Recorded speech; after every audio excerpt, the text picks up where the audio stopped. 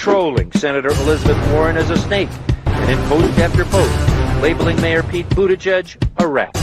Two victims of this tell CNN they were so afraid of the online attacks they faced, they don't even want us to describe the circumstances for fear it would start up again. They both just questioned the politics of Bernie Sanders in a public setting, and their personal lives were exposed and attacked. Well, just what Nick said, I think that's right. I mean, there is no Democratic establishment anymore. There's not even a Democratic Party anymore. The Democratic Party is a meaningless notion that the party, like the Republican Party, has been hollowed out and privatized to a large extent. There are Democratic elites, and so when we're talking about the Democratic establishment, we're really talking about a bunch of people that Nick also knows well, which really means Democratic donors. This is the most important election in the history of our country. This election is the most important in the modern history of this country. The election in 2020, without hyperbole, is going to be the most important election this country has undergone in over 100 years. Not a joke. This November's elections are more important than any I can remember in my lifetime, and that includes when I was on the ballot. There are just 8 days left in what is the most important election of our lifetime. Where did you guys come to a conclusion about why Clinton had such a hard time just owning that she did something wrong with the email server? You know, I know that Russia and other forces would love us to have a debate. This is exactly what they want. They want us to have a debate about the internal structure of Hillary's campaign, what's true, what's not true. And I'm just not going to play that. I'm sorry. We came, we saw, we died.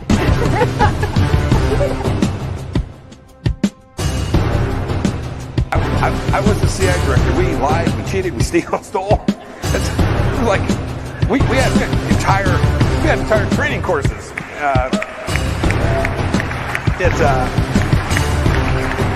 It reminds you of the glory of the American experiment. You know, people have said, if you look at, for example, the heat that ended up around the bend the knee of Colin Kaepernick. Mm-hmm. Many smart people have said it actually was not a thing. The Russian bots got taken out. Yes. But I saw my mom. My mom is the strongest woman I know. She should be running. This is not about.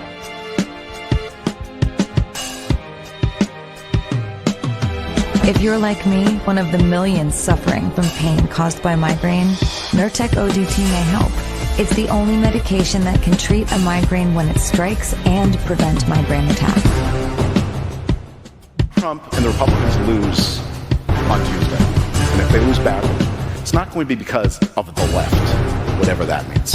It's not because of the 50 Antifa black mask guys who roam around the United States breaking windows and committing mayhem, most of whom are probably paid police informers. Most of whom are probably paid police informers. Rudy Giuliani, there's only three things he mentioned in a sentence: a noun and a verb and 9/11. I mean, I'm going to try to get through this. Thank you for what you did 3 years ago today. And I went to Wall Street in December of 2007, before the big crash that we had, and I basically said, cut it out. And now I want to hand it over to the president of Ukraine, who has as much courage as he has determination. Ladies and gentlemen, President Putin.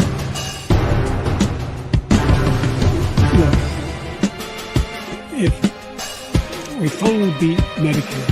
Thank you, President Biden.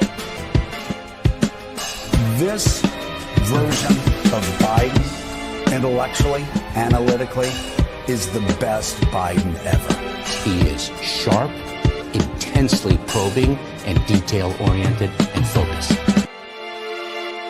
They're eating the dogs, the people that came in. They're eating the cats. They're eating the pets of the people that live there. And this is what's happening in our country. I can't do it. We'll do it live. Okay. We'll do it live. Fuck it. Do it live. I'll write it and we'll do it live. And thing sucks. In 5, 4, 3.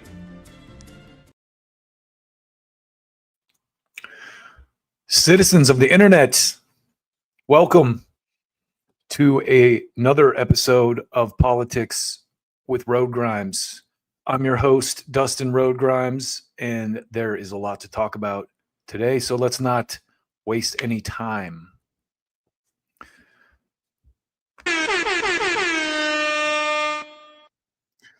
So right now, Candace Owens is pretty much running the game. I think it's fair to say that in the world of political punditry at the moment, Candace Owens is at the top of the heap.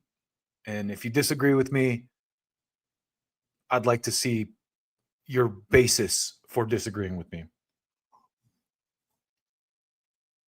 And what I've noticed, this is just to go right into our cover story today, is there's a lot of this in the political debate in modern times, in 2025, put it this way. At 22:16 hours, we got a call that a man was... Not a lot of that. That's... You're an anti-Semite. You're an anti-Semite. Anything anyone says that it offends a certain demographic or a certain lobby gets met with this. You're an anti-Semite. So my thought process, because Candace Owens is so popular right now and everyone seems to be coming at her, she should start using the, oh, you're just a racist excuse like her opponents do when they're forced to answer for something. Because all the people, as we're going to get into in just a minute, who are attacking her viciously are the same people who, when pressed on anything, will answer with this. You're an anti-Semite. So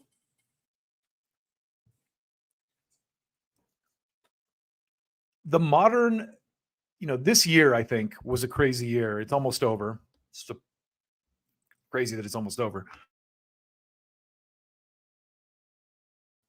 Excuse me. But one of the biggest events of the year, obviously, was the Charlie Kirk assassination. And regardless of how you feel about Charlie Kirk, or even whether or not you're right wing or a Trump supporter or any of that stuff, this was a game changer in the political landscape, especially on the right. But I think the right, let's be honest, the Democrats are on the right too. If you look at what they're saying, they're basically the right with kind of nicer language about it. So in the political discourse, the Charlie Kirk thing was a big kind of dividing line, I think, on the political stage in America, because it split the world, or the political, dialogue anyway, into two sides. And those two sides are this. I believe the official narrative that Kash Patel and the FBI laid out right after the shooting, or I have some questions. You fall into one of those two camps, basically. And, I'm painting with a broad brush here, but I think it's warranted because, there's dissent within the ranks. For example, on the Candace side, some people don't think Tyler was involved at all. Other people think he was part of a broader conspiracy. And on the other side, the pro FBI narrative side, you basically just have kind of blind acceptance of what you have been told. And it's interesting to watch a lot of the people who were rightfully skeptical of the COVID narrative suddenly become, trusters of the FBI. America, you and me, ain't that America? So I think this is a really appropriate tweet I want to share with you right now that kind of illustrates the demographic split here. From Ghost of How, I don't even want to say that. I am big balls. NPCs in 1963, they got them. NPCs in 2025, they got them. You see the parallels, obviously. There's something larger at play here, clearly. And the idea that, Tyler Robinson shot Charlie Kirk with a assault rifle, a 30-06 apparently is the official story. And there was no blood spatter. The bullet, for some reason, didn't leave an exit wound. Maybe if they can argue that Charlie was an android. I've heard theories, which we'll get into a little bit later, about how his skin acted like a trampoline and bounced the bullet back, which is, there's some. It's ironic because it's the same level of mental gymnastics that people had to do during the COVID thing. It's like people would go, for me, the COVID thing really hit hard because I was one of the people who got the virus pretty early on. And it wasn't that bad for me. I'm not saying it wasn't bad for a lot of people. I'm sure it was, but I was in pretty good shape. So I lost my sense of taste for a while, and then I was kind of back to normal. And everyone was dogpiling me. You have to get the vaccine, dude. You have to get it. And I would be like, well, wait a minute. I had the sickness already. How does a vaccine work exactly? Explain to me how a vaccine works, And it's kind of like, oh yeah, well, it's a kind of dead version of the virus that they inject in you to trigger an immune response to build immunity towards the sickness, which I already had. So it's like, that's the level of disconnect you have here with this Charlie Kirk thing, where it's like, okay, the idea that this guy, we've all seen the video. We've all seen the video of this. The idea that this guy was shot with a high-powered rifle from a distance is completely laughable based on what we saw with our own eyes in the video evidence. It's like a little pinprick almost, and some blood spills out. I've seen guys shoot these bullets through cinder blocks, This would have really tore him up. And, I didn't wish for that. I'm not wishing for that. I'm just saying, given the physics of what occurred, the official story doesn't make any sense. And then there's all kinds of other holes in the story, which I'm not going to get into them one by one. But so usually, typically, right, in a situation like this, one of the first things to consider is a motive. What's the motive? And according to the official story, the motive is, okay, Charlie Kirk was a hateful guy who said bad stuff about trans people. Ergo, a violent, hateful leftist guy shot him. That's all you need to know. Let's move on and let's put people in jail for tweeting things we don't like or saying things we don't like. That's kind of the thrust of the official narrative, let's be honest. And I'm adding those motives onto the end of that, but I'm doing that with, reasonable, merit. They've definitely pushed for levels of censorship and silencing the left in the wake of this. But getting back to the motive, one of the it's when you look at this guy Tyler Robinson and you look at his past, it seems unlikely that he would have been that he has been or would have been radicalized enough to pull the trigger on a Charlie Kirk. Then you have the accuracy and the ability to pull a shot like that off without getting seen. There's all kinds of other things at play here. So with that in mind, there are other potential motives for the assassination of this man. And as a criminal investigator, I would think you would always start with money, but there's also politics involved here. And I want to share this with you from Max Blumenthal. Check this out. This is Max Blumenthal tweeted this out.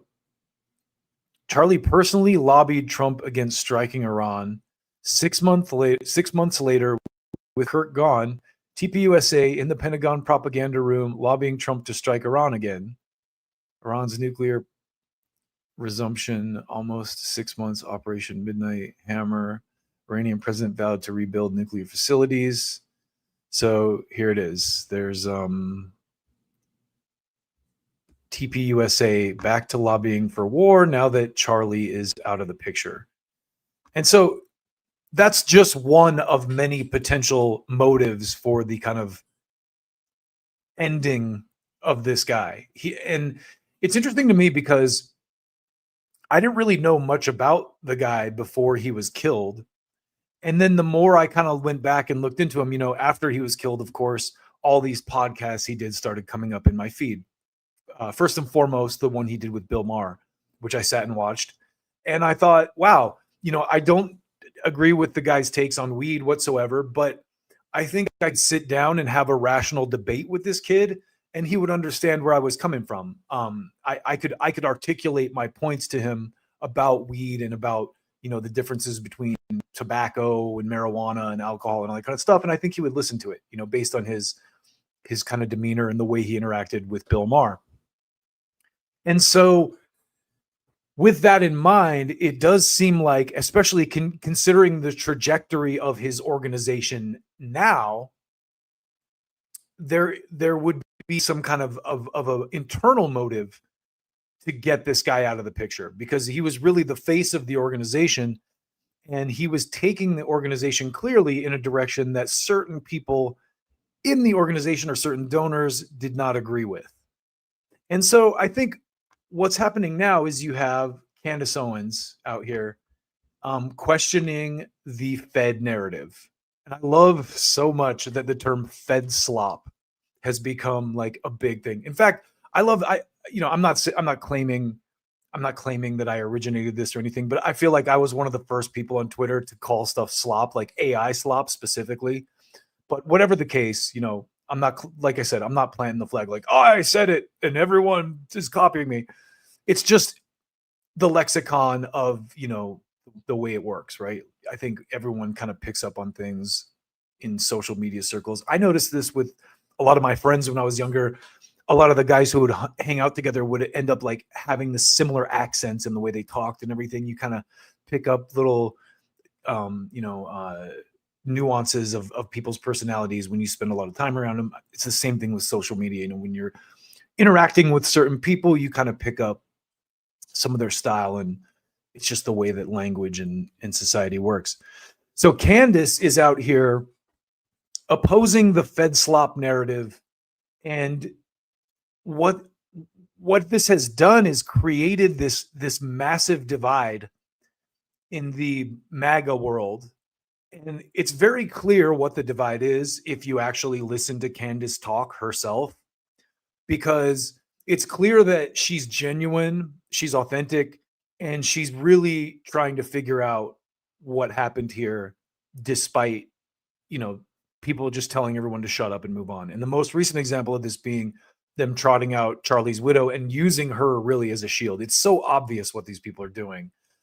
It's pathetic. You know, these people think we're stupid. You know, that's the thing. It's interesting because I think what's really interesting about the MAGA dynamic, I'm going to sidetrack here before we go into some clips, but the Trump people won because of this dynamic, right? Trump and Vance won this election because I think a lot of people were insulted by the mainstream media and how it talks to us like we're children, you know, in this elitist way. And it's like, hey, you know, shut up and listen. We're in control. We're the fucking elites. We're the ones who set the tone and the narrative. And you plebe need to fucking sit down and just accept what we say is true.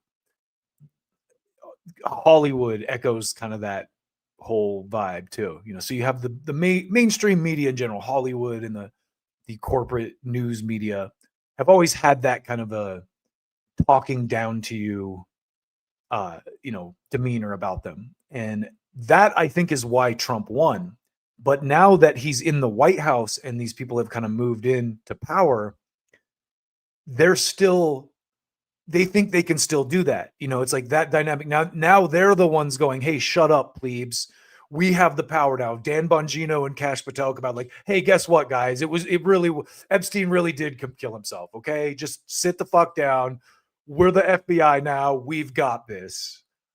And Candace is one of the few voices on the right who was like, no, I ain't having this. Of course, Tucker Carlson being the most prominent voice of this nature. And there are several, dissenters in the same, I won't even try to rattle off other names because actually a lot of them are not dissenting, and you can see it in the way that they're all in unison attacking Candace Owens for asking questions.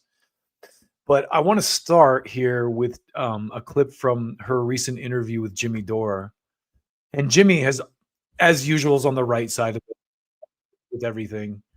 But he kind of, he's been standing up for Candace as well, as she kind of takes on the Fed slop narrative.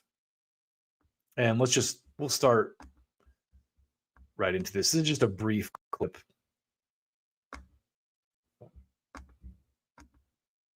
Of where they're at, everything. For the go ahead from Benjamin Netanyahu, I haven't gotten it yet. And I'm waiting for at least one $7,000 check. I haven't gotten that either. So, but when that happens, believe me, you're going right under the bus. And, okay, great. I wanted to make sure. Because you are a scumbag.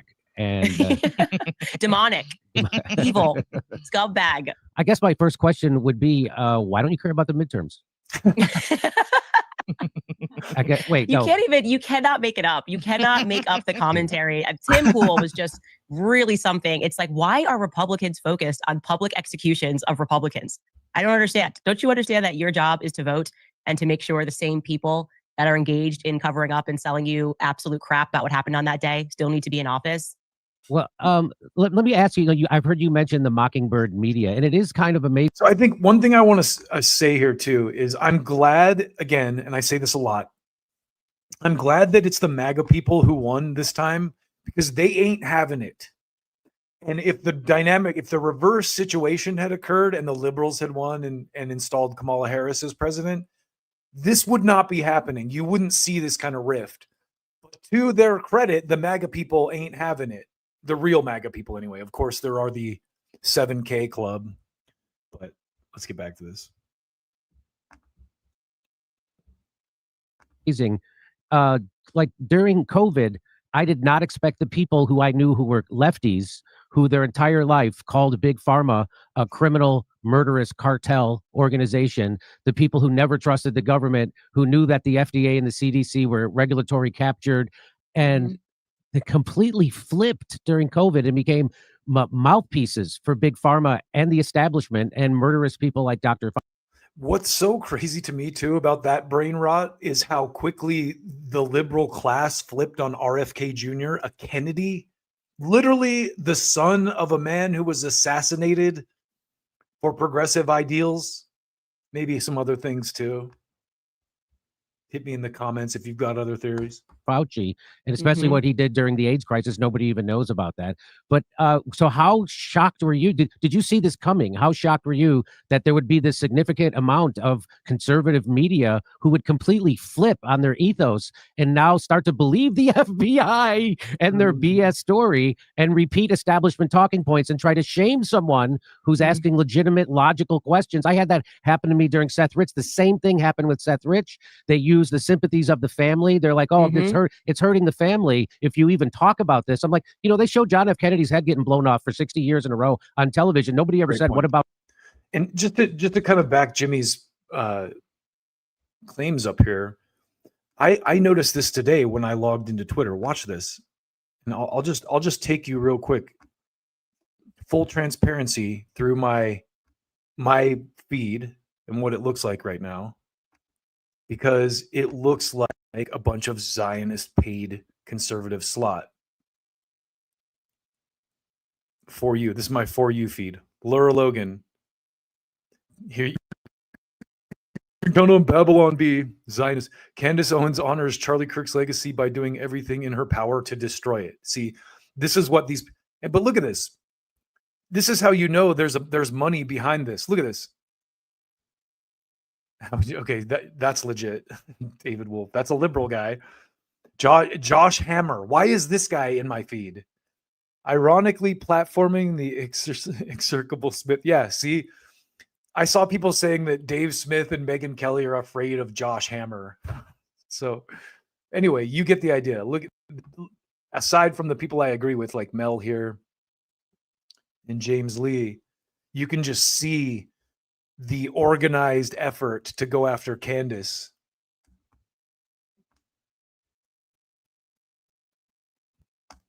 Which tells you she's on something. When there's that kind of ad money behind a smear campaign against you, it means you're over the target, as we all know. But let's get back to Jimmy and Candace real quick. Nobody ever said so. And anyway, so I guess there's like 3 questions in there, but my first one is how did you see this coming, that there would be this mockingbird conservative media, and how shocked were you? I think I was shocked first and foremost because Charlie was publicly executed, right? And so typically when I'm doing commentary, it's about someone I don't know, right? I'm removed from the subject, so I don't have to go through a personal grieving process. So there were so many layers of my shock at the actual event, then the shock at how swiftly the people closest to him lied about where he was at in his perspective. So I couldn't even process why that was happening, while also trying to understand suddenly why Susie Wiles is eulogizing him. Like, what's this about? I don't understand. And so just for me to come back and be able to process all of this, I had to go away. And I just went up to the mountains and just spent time with no tech and just kind of breathed in some air and was like, okay, this is really happening. This is going to be a fight like never before. And I was shocked at the people who pretended to be his friends. I mean, it was like upside down land. It was people that tried to stop Charlie from rising, suddenly stepping in and saying, this is what we have to do. This is what his legacy is.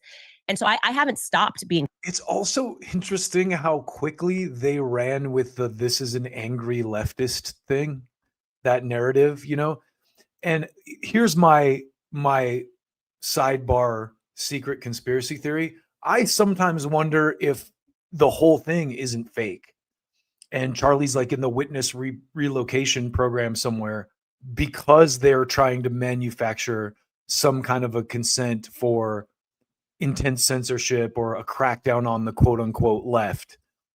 I mean, it's given what we've seen in the last several years, it's totally possible. Of course, that is my personal conspiracy theory. I have no legitimate proof of that.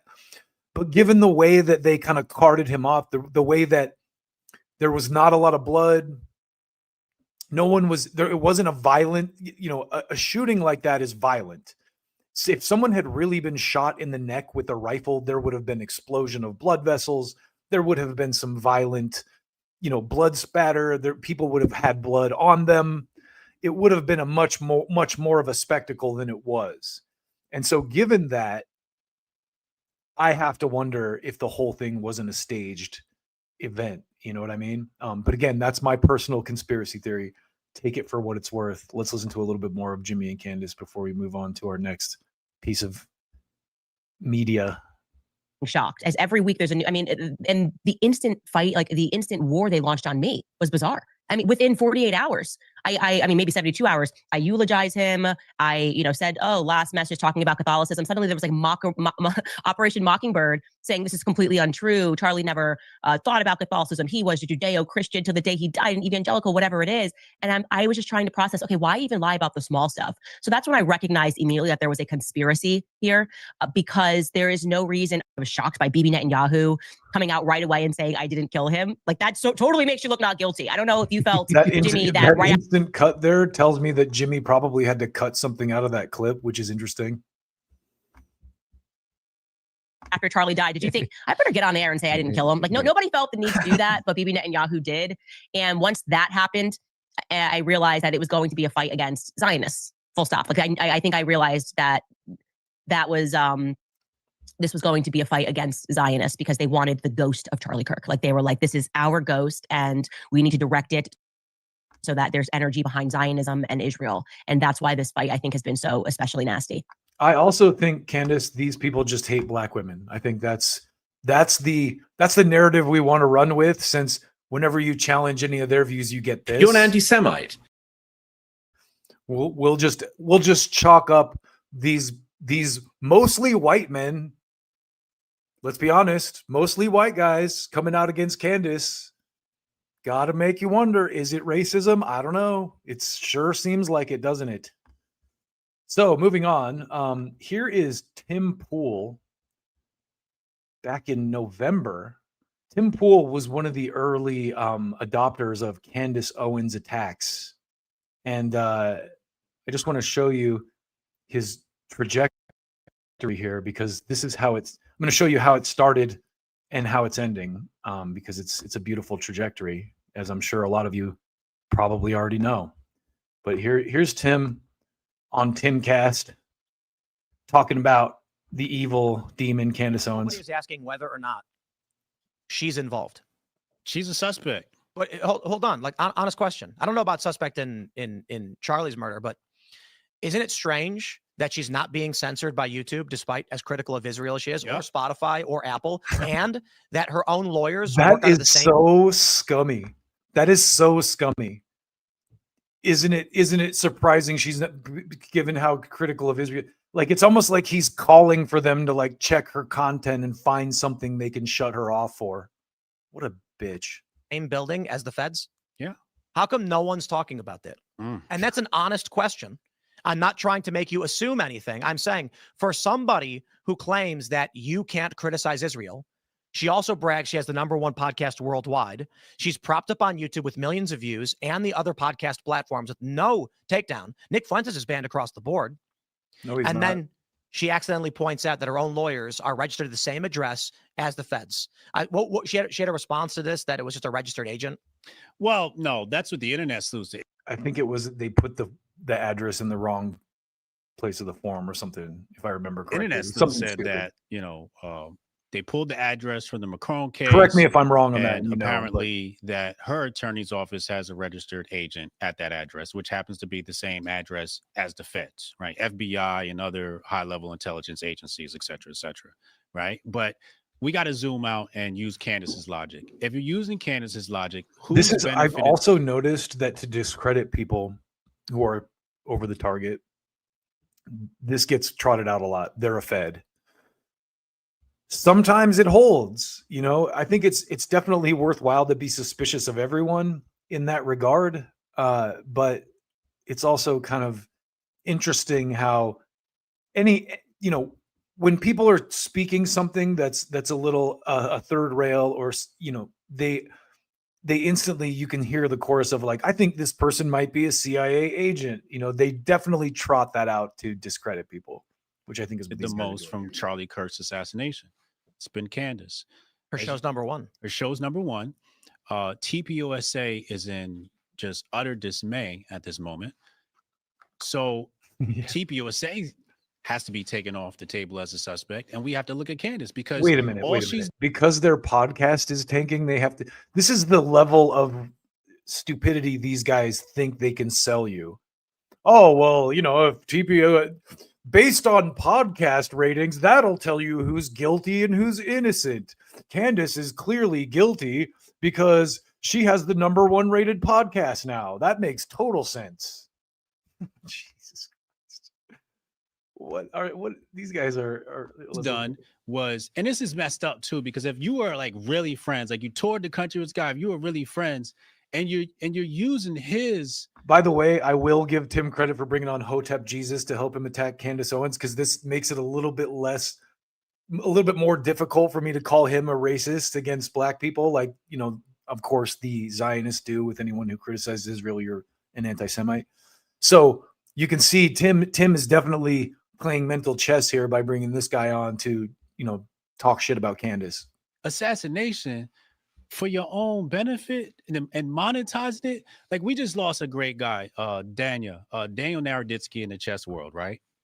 And most of the chess guys, when they covered Daniel, they took the monetization, either turned it off on a video or donated it to Daniel's fund. Respect. Right? That's out of respect. She's not doing that. She's not taking the money. How is she monetized? Sponsors or YouTube? I don't know. No, but she's got YouTube ads and like mainstream normal sponsors. Right. I gotta say, dude, I remember to share that. You shouldn't got to do anything. I'm not going to make that argument. I'm just wondering why it is that Nick Fuentes got deleted from Spotify and she's propped up and YouTube blasts her out to everybody. It's very Now all of a sudden, yeah. See they're going with the Candace is a Fed narrative. Apparently, that's their attack. So this was back in November. This was November 25th of 2025. And what they neglect to touch on is the reason that Candace's show is popular is not because she's a Fed. It's because people sense authenticity from her. People can tell that she's not doing this for the money. She's doing it because she lost her friend, as she just outlined to Jimmy. And this is a case that she has a personal interest in. So I told you we'd start with how it started and how it ended, or how it's going now with Tim here. So here's Tim Iverson breaking down Tim's recent meltdown. Who benefited from This is good. Charlie Kirk's death? Well, the answer is her, of course, because she's got, what, 20 plus videos with millions of views. The real $1 billion question, I suppose, is how much money has Candace Owens made? So the thing I love about this attack too is they're not even hiding why they're mad. They're mad because she's getting their audience. She has a larger view count than them. He just said it. She's got millions of views. Yeah, Tim, because she's doing something that people want to hear about, because everyone realizes the Fed slop narrative is bullshit and they want to hear alternative sources of reporting. Candace, by the way, has done a far more thorough investigation on her podcast than the actual FBI did. Made milking the assassination of Charlie Kirk with lies, hypocrisy, innuendo, and crackpot conspiracies. Well, she used this thumbnail, which depicts. So again, they say that a lot, but they never point to anything specific. Okay, Tim, what are the lies and crackpot conspiracies Candace is pushing? Because really, she's just asking questions. She hasn't made any definitive claims. And that's another reason these attacks are disingenuous, because what they have to do is lie and pretend that she's accusing Charlie's widow of being the assassin, or some total straw man that has nothing to do with what Candace is actually about. It's clear they're not watching her show either. They're just getting paid to attack her. But let's keep going. Picks 3 Polaroid pictures, Kash Patel, me, and a mystery man. Now, of course, on the show, she's not really claiming, or for the most part, it's more about.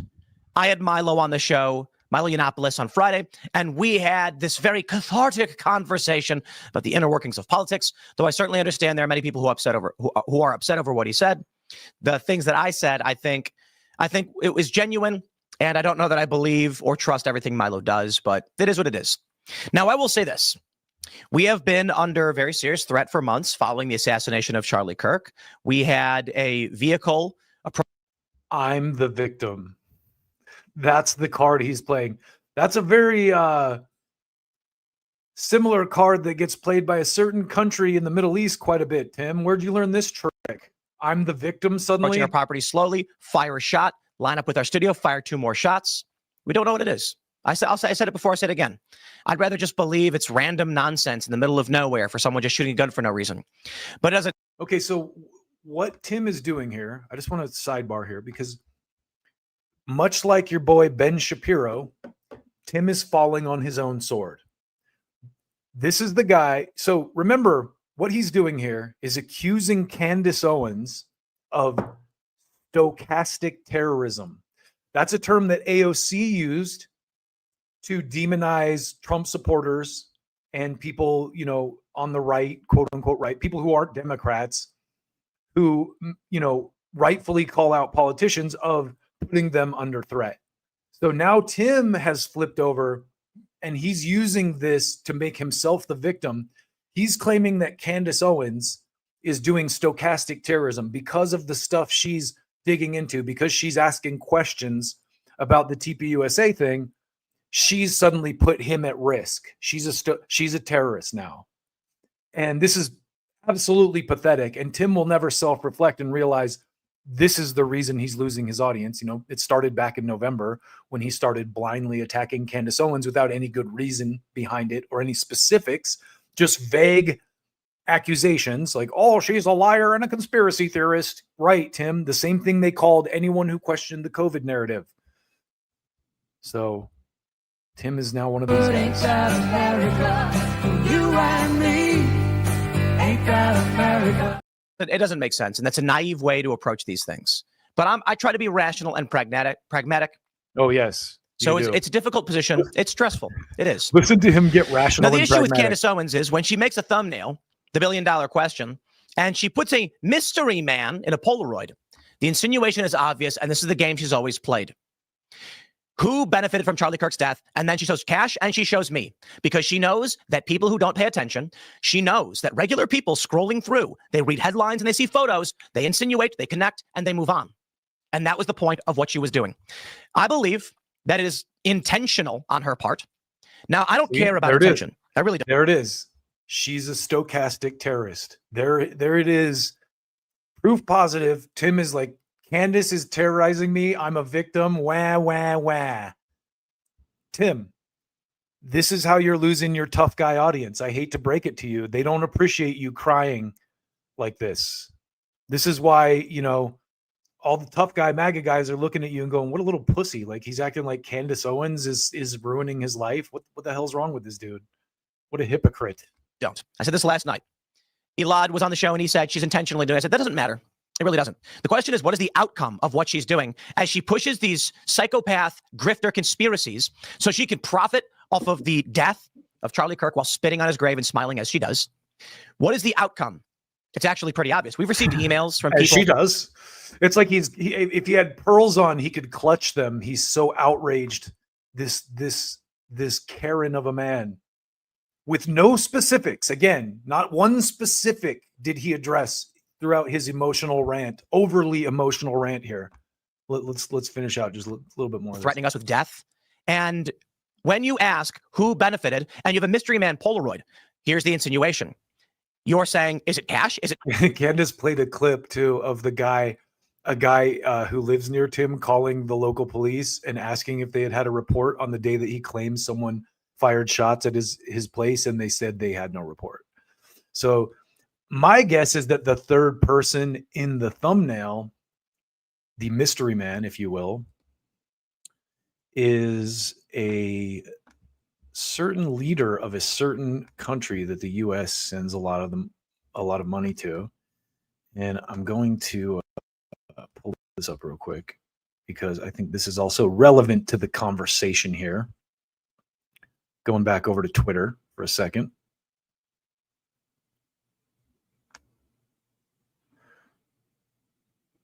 So this is from an account all about energy. Tim Fool is scum and has no backbone. While USS Liberty veteran Phil Turney gave his Purple Heart medal to Candace to thank her for platforming him, Tim Fool, in his midterms crisis, wanted to silence the story. Hopefully the Mossad protects Tim and his Zionist minions. Oh, no, it hits one of our aircraft carriers, but it was actually an Israeli missile. Well, I don't want. we should get out of there. It doesn't. Let me stop you there. It doesn't matter where the missile comes from.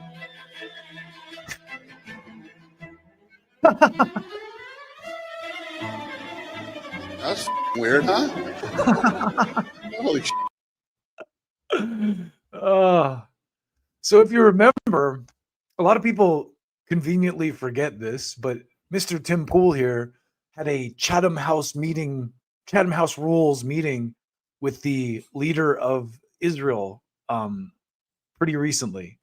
And so it's kind of easy to see why he's resorting to the types of tactics like painting himself as the victim, cry bullying, calling everyone a conspiracy theorist and an anti-Semite.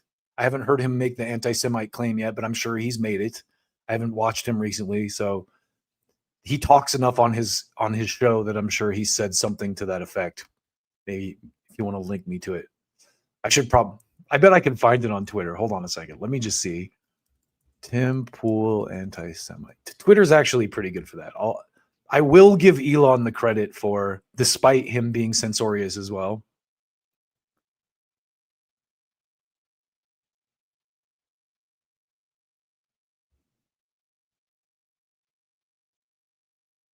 Interesting. So I just typed in it's apparently Kim Iverson's been all over Tim Pool for some reason. She must have an axe to grind.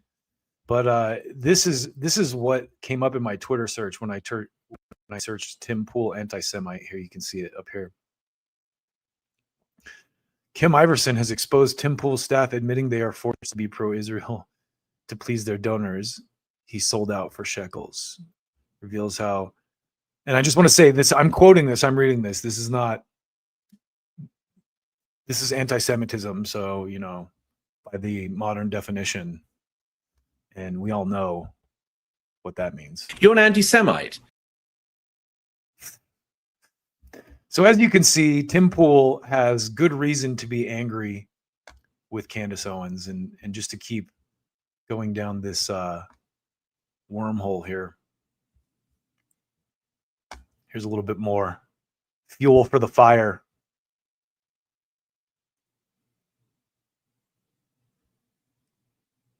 So this is a recent tweet from Tim. I think this is actually yesterday.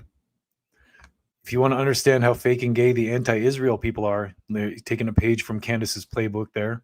Take a look at this post where I say Charlie Kirk was being pressured or forced to do something, and they claim it's defending Israel. These people are R-worded. Or under the gun means under intense pressure. It signifies being forced to do something or do something quickly. In poker, it means you act first.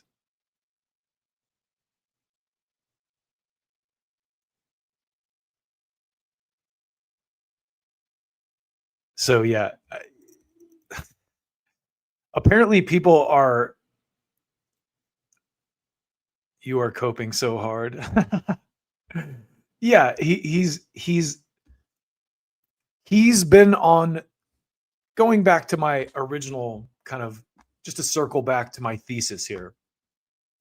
The conservative movement is divided into two camps. People who believe the official narrative on Charlie Kirk and people who don't. And Tim, I don't know that Tim necessarily believes the official narrative, but I do think he can't question it because of the position he's put himself in, clearly with some sources of funding. Let's put it that way. But let's keep going here. Who else is racist against black women out here in the conservative media space? Well, of course, we couldn't leave out everyone's favorite conservative talker, Dave Rubin. Here's a recent brain slop dump from Dave Rubin for you. The fruits of work Candace and Tucker's labor. So the organized attack. So here we go. FUJEW. At the table next to me at a restaurant in NYC tonight, this happened. A guy was ranting about Jewish people and Zionists, quoting Tucker Carlson and Candace Owens along the way.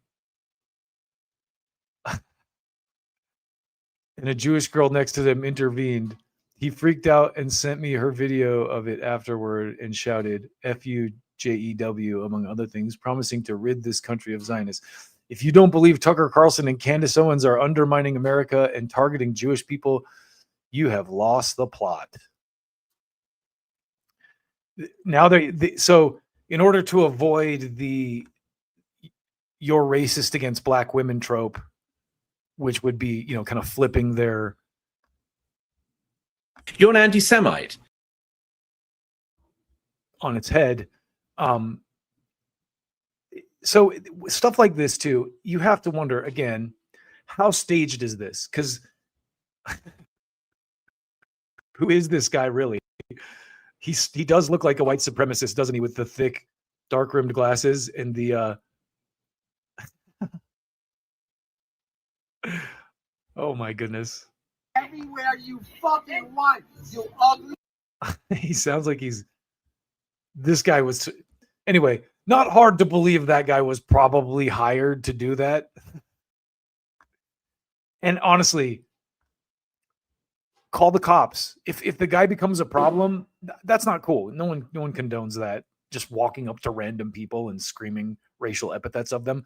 But this is the level that these people are going to have to pearl clutch at, again, to try and get the debate shut down, just like their counterparts in this arena.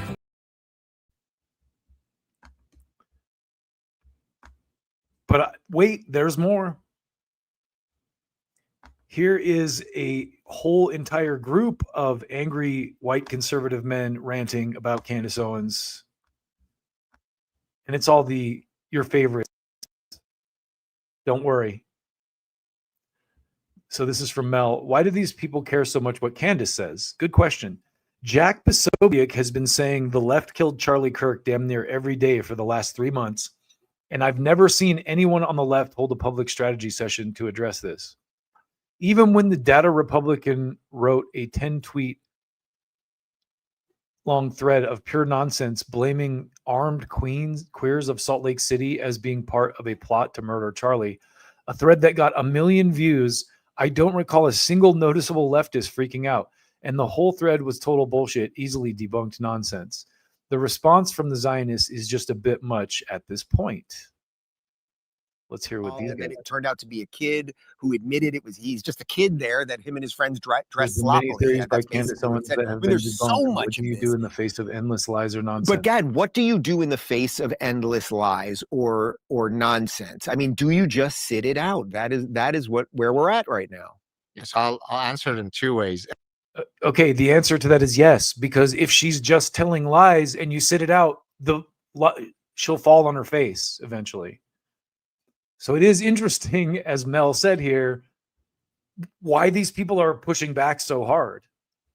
Let's hear what Gad's Mr. Sad has to say.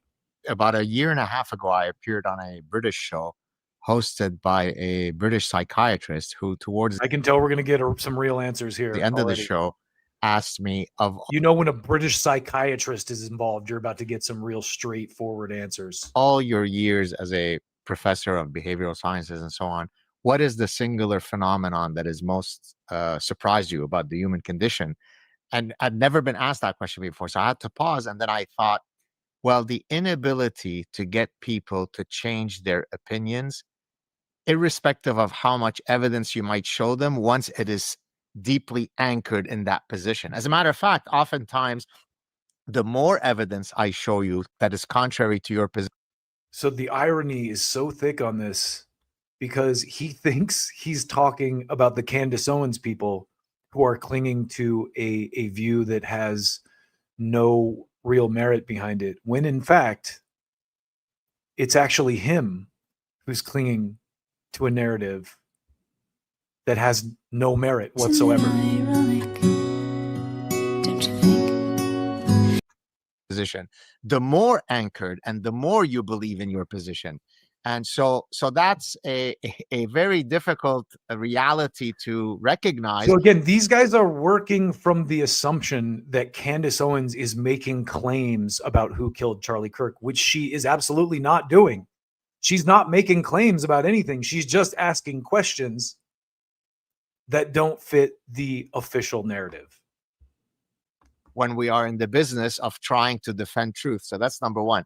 Number two, in the chapter 7 of the Parasitic Mind, which is titled How to Seek Truth, I begin with my book about how to understand why we are right and Candace Owens is wrong. Sort of a pessimistic statement, namely that our faculty of reasoning did not evolve to seek some objective truth, but rather to win arguments. So even the projection, the level of projection these people have is just, it's thicker than fucking cold molasses.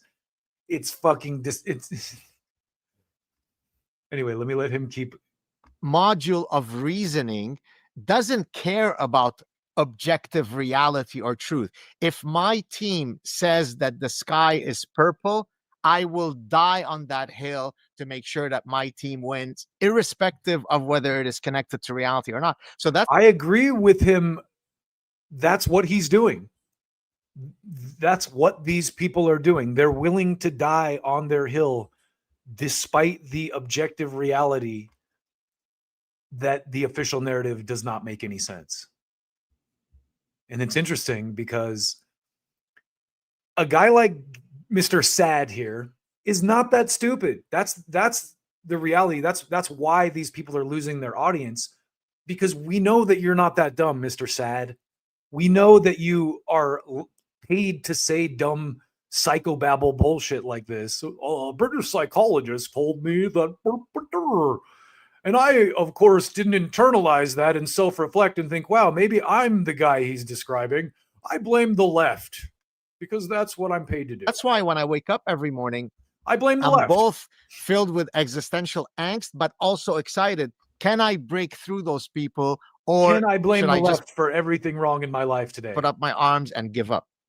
Let me ask you a quick follow-up to that, Sure. then Viva can jump in. But we don't have to make this all about Candace, but when someone's going down these conspiracy theories and they're really down there and every day is a new one and it's a continuation. Like remember COVID when all the conspiracy theorists thought you shouldn't take a government chilled pharmaceutical product that was made in a lab by giant companies who are famous for committing fraud and accidentally murdering people with experimental drugs?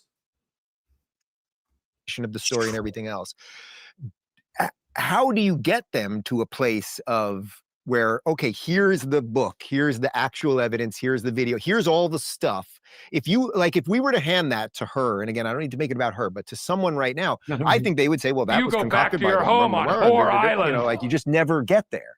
So I think so. Here's the issue. You've probably heard the statement before that human beings are a pattern recognition. Like, why is anyone listening to this guy like he's some kind of an expert on anything? I don't know.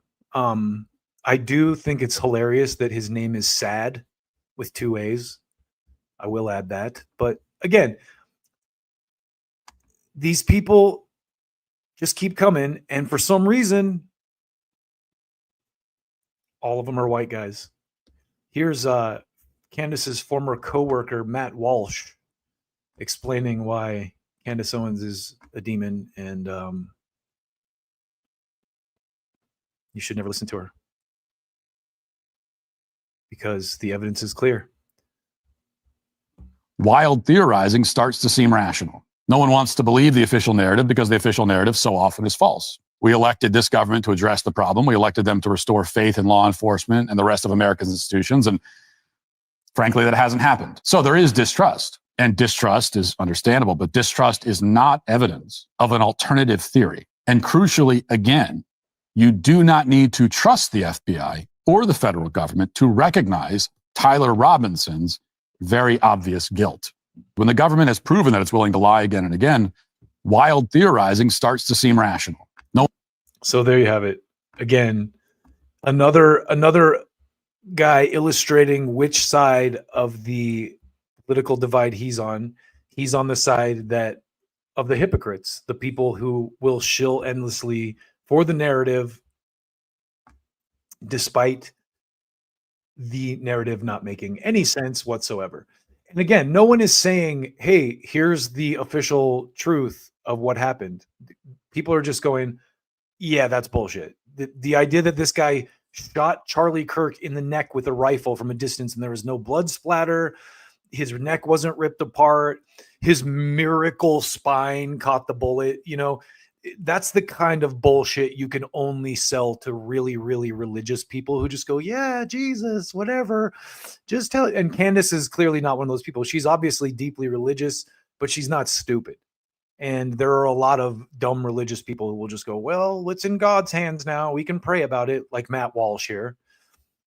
But I think one of the most telling white guys to come out as a racist against black women is Nick Fuentes. And I mean, listen, Nick Fuentes has been racist against black women probably longer than the rest of these guys. He was racist against Candace before Matt Walsh or Dave Rubin or Tim Pool jumped into the game. So let's give him credit for that. But he really exposed himself by also, again, being like Matt Walsh, like all these guys, one of the, hey guys, let's just trust the FBI. Let's just trust the official narrative crew. And here's Ian Carroll breaking down a little bit of this. We won't watch the whole thing, but there's some pretty choice cuts in here. So here. Let's enjoy a little bit. The only of this. reason he did a video about me, it's so typical. I did a 1-minute clip responding.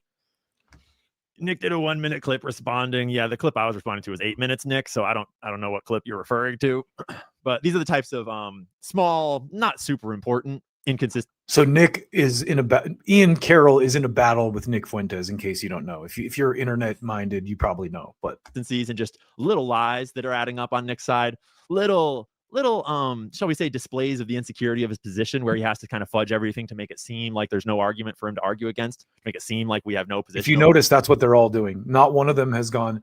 So Candace Owens specifically said X, and here's why X is not true. Here's the reason that thing she said is not true. Not one of these guys have done that. They've just accused her of being a conspiracy theorist. Here, like all the conspiracy theorists are crazy. Yeah, there's a lot of those going on. He said, oh boy, and then he did a 2-hour video clip farming me. Actually, Nick, clip farming is where I go back through your past and grab a whole bunch of clips of you saying things in other contexts, out of context, like the hilarious GTA clip that I defended you on because I thought that shit was funny as hell. That's clip farming. This was just me making a direct response to you asking for evidence because you don't seem to know about it. So I gave you 2 hours of evidence, but trust me, there's way more than 2 hours. That's why there's so much content about this, is because there's so much depth to how much this doesn't make sense. We could go on for hours and hours more, but I thought 2 was enough to. I honestly, I didn't have time to do it this morning, but I should have gone back and got footage of the way that these guys responded to the attempted assassination on Donald Trump in Pennsylvania, because I guarantee you their response to that was a lot different than their response to, hey, come on, guys, we just got to accept the narrative. That's how it is. Just believe it. Tyler did it. Thoroughly shit on your parade. Fuck you. Fuck him. There is no what's the evidence? There is no evidence. Wait, what's the evidence? Well, the bullet could never do that. See, here we're going to get into the part where he tries to make the argument sound retarded, but he's just exposing his own lack of an argument. You can go watch my 2-hour video. You can compare it to his representation of it. It's very transparent. We have the internet, Nick. We can all watch things. That's not evidence. Internet. 1, 2, there are many ballistics experts that disagree. JF Garipey did a 1-hour video about it. This part's going to be great. We're going to respond to JF Garipey a little bit, and to Phoenix Ammunition, and to all the other experts that have just popped up conveniently to, shovel the Fed slop. I'm surprised they haven't deployed Colian Noor or Coleman Hughes or, one of the Black Zionist guys yet, or what's that Xavier guy's name, to debunk Candace. Because so far it's all the white guys who are racist against black women. Clearly, that's what they are, obviously. They don't have any good points. All of a sudden, right when there's a new resurgence of conversation about how this doesn't work. There's a number of other ammunition sellers and other ballistics experts. Ammunition sellers. Yeah, we know who you're talking about, Nick. It's cool. We got this. We'll take it from here. JF Garipey is this French guy. It's got to be French. He's a neurosurgeon, a brain surgeon, apparently. All right, so we are now entering the main portion of the show. We are now entering the main portion of the show. And he replays a bunch of my video. He makes a bunch of points. This part right here, I think is relevant and interesting. Very interesting. And the number of big accounts that have come out and reposted this video saying, this is the best argument I've seen. Yeah. About a 10-degree angle. That's the only way you could ever possibly imagine that there was no exit wound. And nope. My theory is that the skin played the role here, and I will prove that to you tonight. Because all the TPUSA leakers have told us that the autopsy says that he's not kidding. His theory is that the skin stopped the bullet, the vertebrae, and then traveled down his spine and obliterated him. Muscle structure that you would find in a human neck. This is where the bullet would have gone. Saint Phineas says, I don't know what I'm talking about. So we'll jump out there. The crux of the argument here is that these guys are full of shit because they are asking questions about the way that this bullet supposedly didn't leave an exit wound. And this guy's whole theory is that the skin made it bounce back.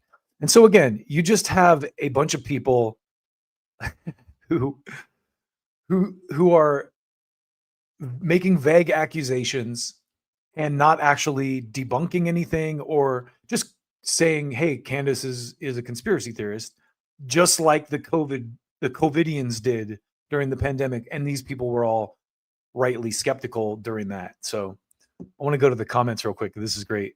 This lady saw my thumbnail and didn't get the joke. White guilt on display. So I don't have to explain the joke to you because you're clearly a racist, lady, but we'll leave it at that. If you were paying attention, you would understand the nature of the thumbnail is to kind of flip this narrative on its head, just to show you one more time. You're an anti-Semite. So there you have it. But that's enough of Candace Owens for one day.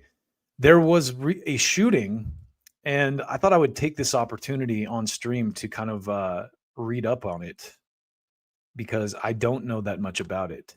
So let's find out about it together, shall we?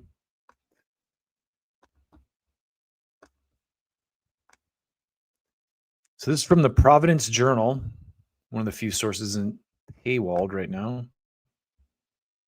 Maybe it is paywalled. Brown University mass shooting live updates. No charges filed yet. Vigil scheduled. A person of interest has been detained in the mass shooting at Brown University that killed 2 students and wounded 9 others, but law enforcement isn't calling him a suspect yet. So interestingly, very careful here to call this man a suspect who is running through a school shooting people, when Tyler Robinson was apprehended within, 33 hours or whatever, supposedly. Providence Police Chief Colonel Oscar Perez was guarded while giving an update during a noon press conference on December 14th, saying that while the investigation was progressing extremely fast, he was unwilling to share any information that may jeopardize future prosecution. He confirmed only that the suspect was in his 20s. In this police department, we stay grounded in fact, no speculation. Perez, hey, credit to these guys then. That's how you should do it. To reporters, once we're ready,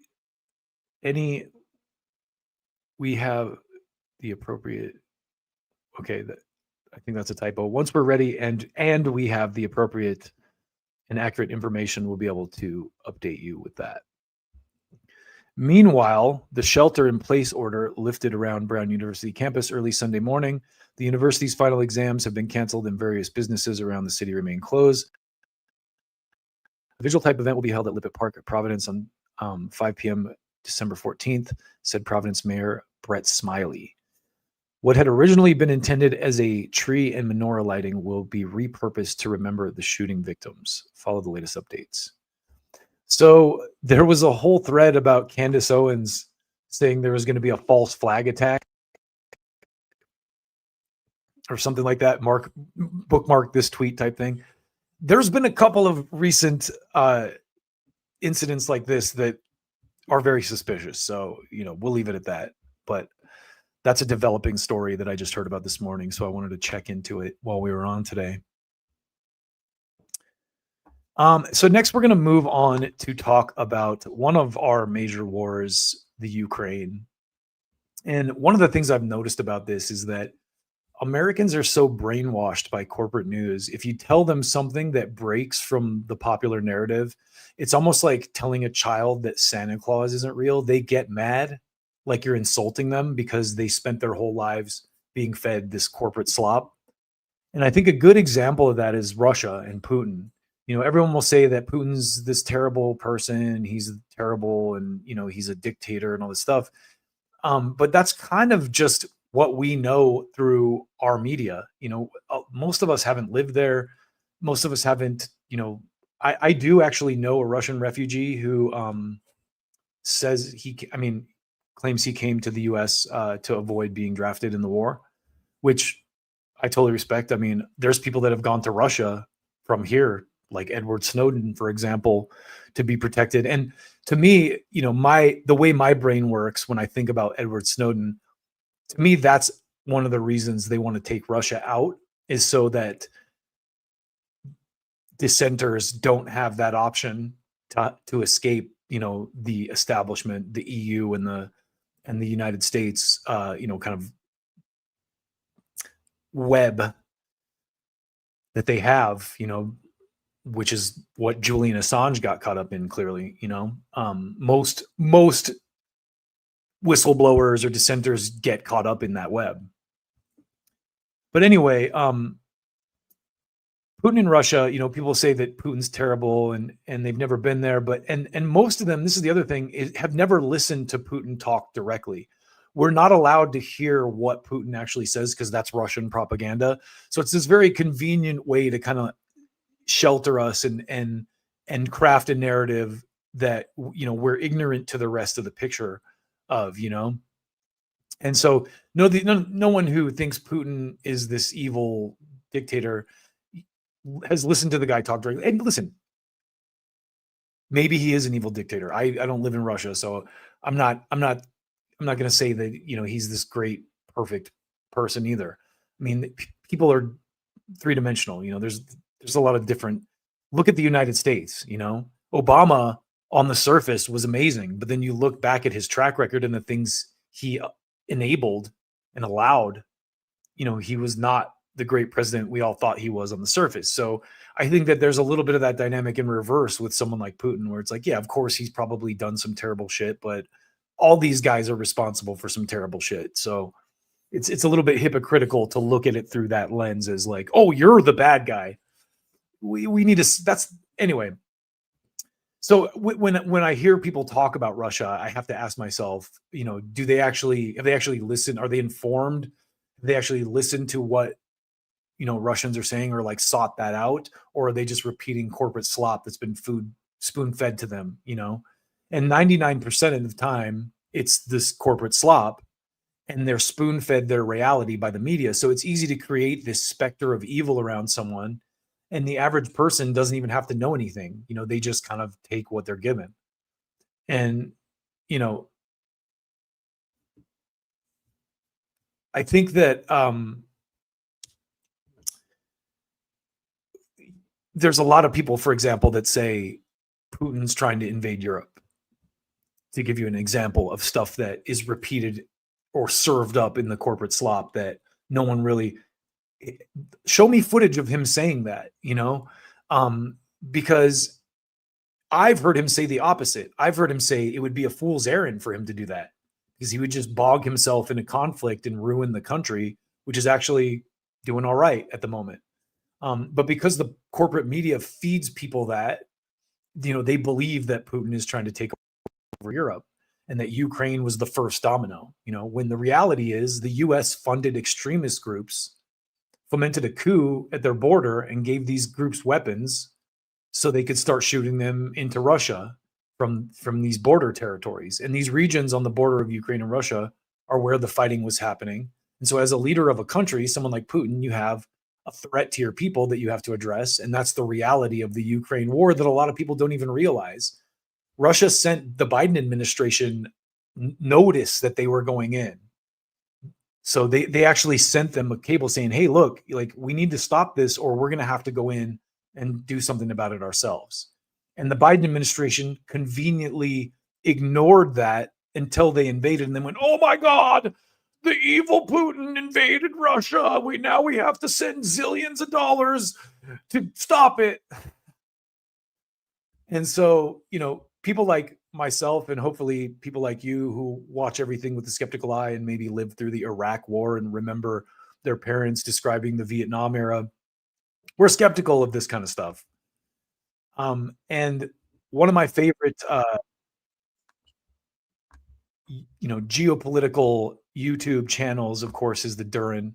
So I'm going to go to them real quick for a little update on where we are at with the Ukraine conflict, because it's getting complicated. And I wanted to touch on this mainly because one of the things that I've said over the last year, basically, it's almost the end of the year, is that I didn't vote for Trump, and I didn't vote for Kamala Harris. I didn't vote at all.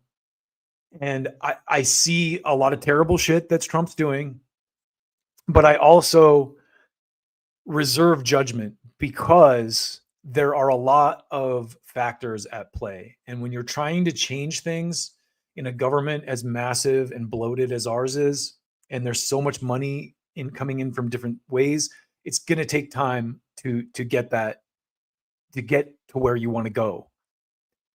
Definitely, you count. So Trump was inaugurated in January, and then he has to staff up. So it really had, like, I would say it's been an actual year of him governing in like March of next year, in reality, if you're really looking at the hard data on when these guys actually took the reins. So with that in mind, I see that dynamic at play in the Ukraine heavily, because this is one of those things where I think Trump's instincts are correct. He wants to end the war and create a business relationship with Russia. Why not? I mean, like he said, Putin's a killer. You know, we have killers too. We're not the fucking angels of the world or anything.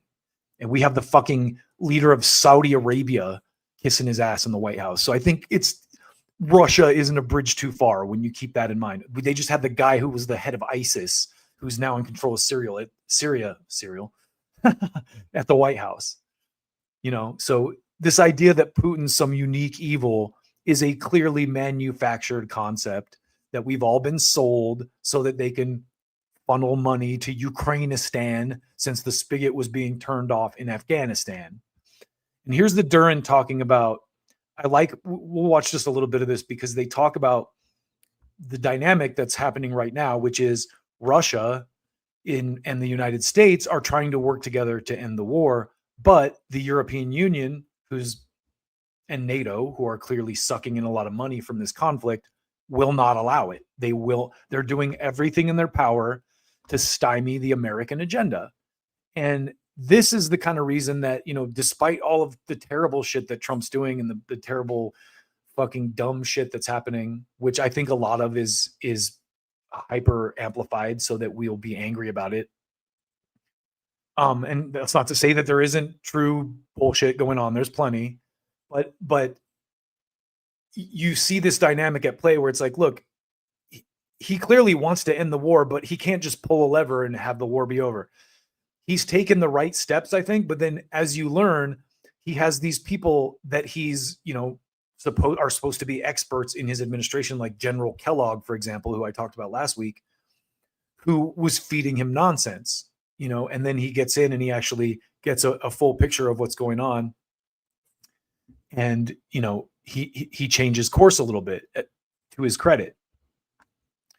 So here is the Durin talking about what's going on right now with this dynamic, and I'll let them explain. All right, Alexander, let's talk about what is going on in Ukraine. Bugattis, Alexander Bugattis. That is what Donald Trump Jr. talked about in Doha, his holiday in Monaco with his girlfriend. And he said that he saw a lot of Bugattis, he said, in Monaco with Ukrainian license plates. Tucker Carlson is now also talking about Bugattis and Ukrainian corruption. The message cuts through. Gold toilets, Bugattis. People are starting to actually visualize now the corruption, and it definitely. So I said this last week too, that Zelensky's first charge, who just got busted with the corruption. I wonder if the Trump people didn't leak this intentionally to, ramp people up to be like, yo, this is bullshit. Why are we doing this? But now they're diverting all this shit to Venezuela, which we'll get into in a minute. But let me let these guys finish. I'll shut up. Hurts the Zelensky regime. It definitely hurts the Europeans. It hurts the neocons. It makes getting money to these regimes a lot more difficult. But the money is still flowing. Yes. Sweden's giving money to Ukraine. I believe the UK is giving some more money to Ukraine. And even the United States. The Pentagon has said that they're going to give $800 million to Ukraine over the next 2 years. So you have all the corruption. You even have the son of the president of the United States talking about the corruption in a very public forum. But the money is still flowing. It's less than what it was a year or two ago, but it's still flowing. And you still have these corruption cases developing against Zelensky and his top officials. Yermak looks like he's ready to bolt. But Umerov is also implicated in all of this. And he's the chief negotiator. So where are we with what's going on in Ukraine with the diplomacy, with the corruption scandals? We had a phone call, by the way, between Witkoff and lays it out pretty Zelensky. nicely. And we also have a trip for Zelensky to London, where he's going to meet with the big three, Merz, Macron, and Stammer.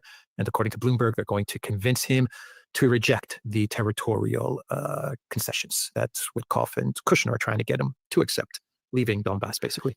Yeah, there is a huge amount of diplomatic activity, which is, in my opinion, going round in a circle, because we have exactly the same problem that we always have had.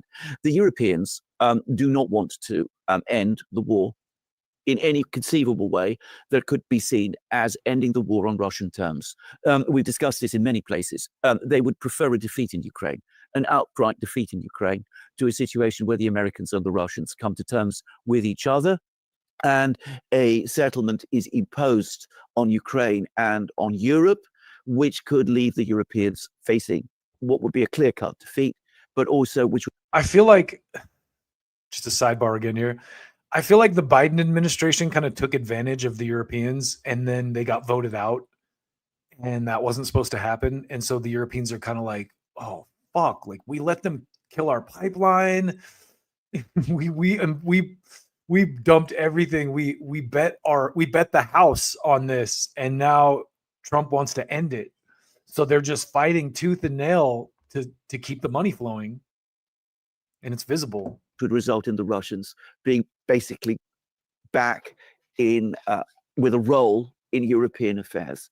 So they're doing everything they possibly can to derail the entire push, such as it is, from the United States for a peaceful resolution of this conflict. So they meet Zelensky, they tell him, resist, oppose any plan, any proposal from the Americans for territorial concessions, stick to your position, no Ukrainian withdrawal from Donbass, stick to your position about Ukraine territorial integrity, all of those things, stick to your position about Ukraine ultimately joining NATO. All of these are proposals, which of course the Europeans know the Russians are going to reject. The Russians have already rejected them many times, multiple times, but these are spoilers. And Zelensky himself, of course, is going with what the Europeans want, because most of the money now, not all of it, some of it still comes from the US, but most of it now comes from Europe, and he has an interest in keeping the money flow. So there you go. You know, the argument I think with Trump that I had too from the beginning is, look, if you want to actually end this, cut the funding. And he kind of did. So, you know, I think that the enemy, you know, again and again, I have to always preface this by saying, like, I'm not saying Trump is great and I like everything that he's doing, but I also understand the dynamics at play here. And I always bring this up, and I'm going to bring it up again. Imagine a Democrat in the same position trying to change things of this magnitude. It just wouldn't even be happening. The left completely lays down when they get their guy in and lets them do whatever they want. Whereas you have real pushback from the MAGA influencers. And someone like Tucker Carlson, for example, you know, he was just talking about Donald Trump Jr. in Doha. And these guys, Tucker Carlson was there with them. So the Tucker Carlsons and the Candace Owens of the, you know, political right, whatever you want to call it these days, I don't even know if I would call them Republicans anymore. But those people have a direct line to the administration. The administration does listen to them. So there is also that factor at play. And let me let your boy Alex finish here real quick.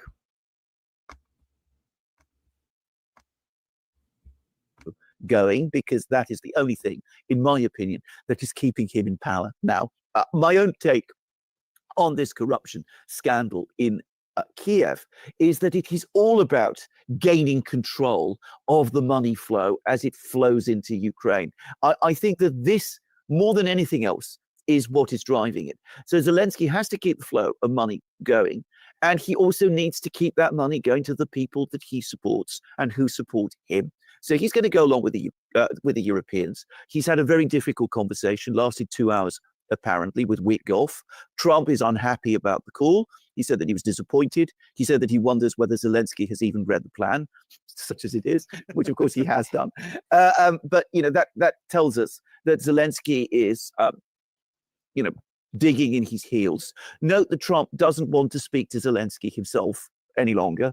He's had the experience of talking to Zelensky in February, which ended up with the bust up in the Oval Office. Then Trump wanted to avoid, clearly, a similar event taking place. So he went along with what Zelensky was demanding in August after the Anchorage summit meeting with Putin, which meant walking back all that had been agreed between Trump and Putin in Anchorage. Then he did the same again in, I think it was October, when Zelensky came to Washington and spoke to Trump directly after Trump had spoken to Putin. And Trump apparently told Putin, I'm going to get Zelensky to agree to these territorial concessions and all of those things. And instead what happened was that Trump, after another difficult meeting, ended up agreeing with Zelensky that, you know, go back to the Kellogg plan, have the ceasefire, the unconditional ceasefire on the existing conflict lines. Well, Trump has now moved beyond that again, but he now realizes it's a bad idea for him to speak to Zelensky. So he gets Witkoff to take the calls instead. The calls go badly wrong. They're not leading anywhere. But Trump cannot get past this immovable obstacle, which is Zelensky in Kiev. And not just Zelensky in Kiev, but as we've discussed in many places, the entire political class in Kiev. And he cannot get past the Europeans who are supporting Zelensky in all of this obstruction. And so this diplomacy just goes round and round in circles and leads nowhere. And the corruption scandal, of course, continues to rumble in Kiev. The Ukrainians are, the Europeans are unhappy, apparently, about this corruption. They're telling everybody in Kiev, cool down. We don't want trouble. We don't want to see Zelensky under real political pressure. We don't want to see the regime unravel, not because they're afraid, I think, that anybody who replaces Zelensky is going to be more willing to negotiate with the Russians, but because they're worried that it will all collapse.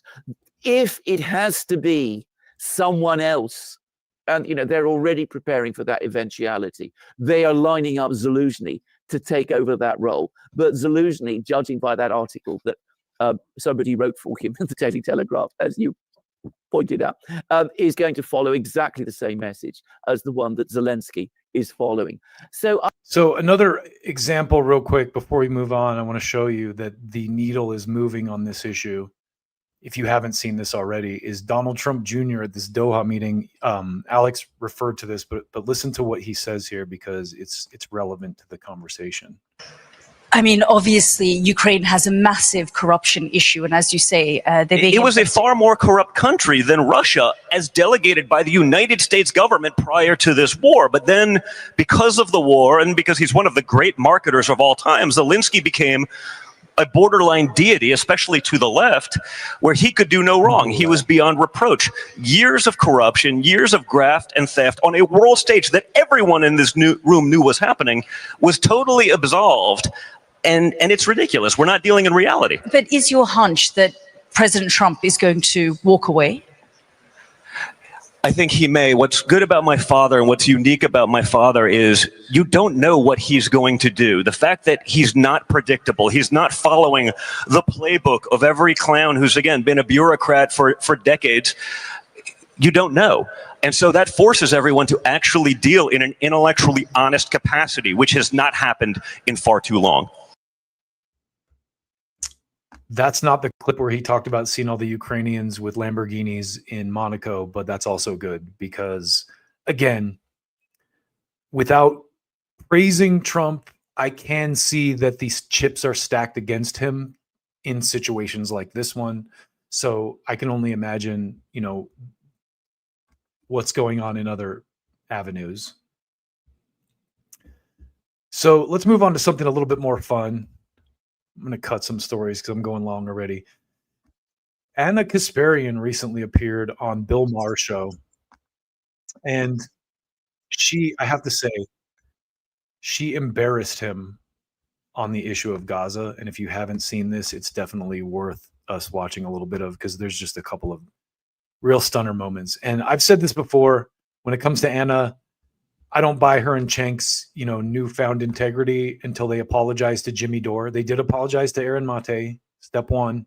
Step two is to suck it up and apologize to Jimmy Dore. And then I might even start watching Young Turks again. Until then, they're still in question to me. But here is one of Anna's good deeds, schooling Bill Maher on the Gaza thing.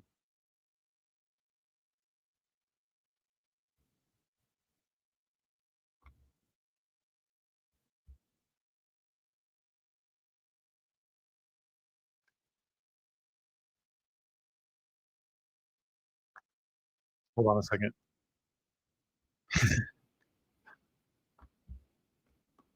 People see Hamas, the people who hate oppression so much, are on the side of the people. Just realized my stream. That is legitimate. That's totally legitimate. But that's not what's happening. Hamas hides in tunnels underneath hospitals. You can't go in. Hold on. Hamas is the bad guy. If you don't get that, Hamas, you don't get much. What Hamas did on October 7th was disgusting. Killing I mean, I don't make it. I don't at all hold back on that. In fact, well, that's the easiest thing in the world to say. I mean, Nobody I disagrees. agree. Nobody disagrees. There are people who disagree. Actually, raping babe. Yes, there are. See, the thing I love about this is how out of touch Bill Maher is. Like, there's so much more to even that day that Max Blumenthal and Aaron Mate have covered in depth. But of course, you can say that no one wants innocent people killed.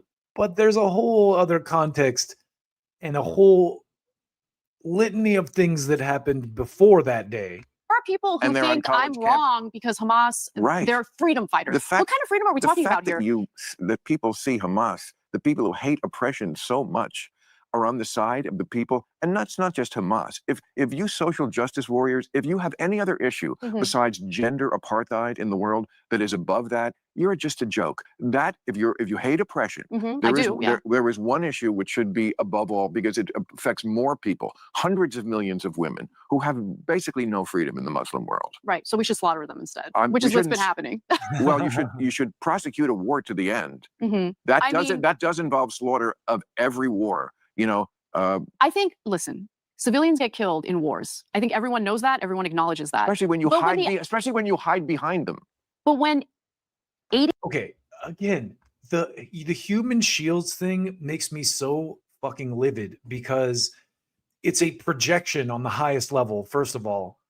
But second of all, the idea that you blow a hospital up because there's a Hamas tunnel underneath it is the whole basis for you being the most moral people, having the moral high ground.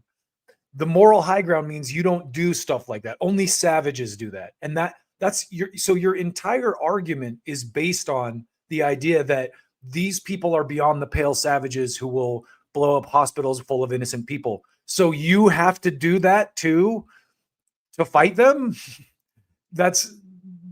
You've already destroyed your own point.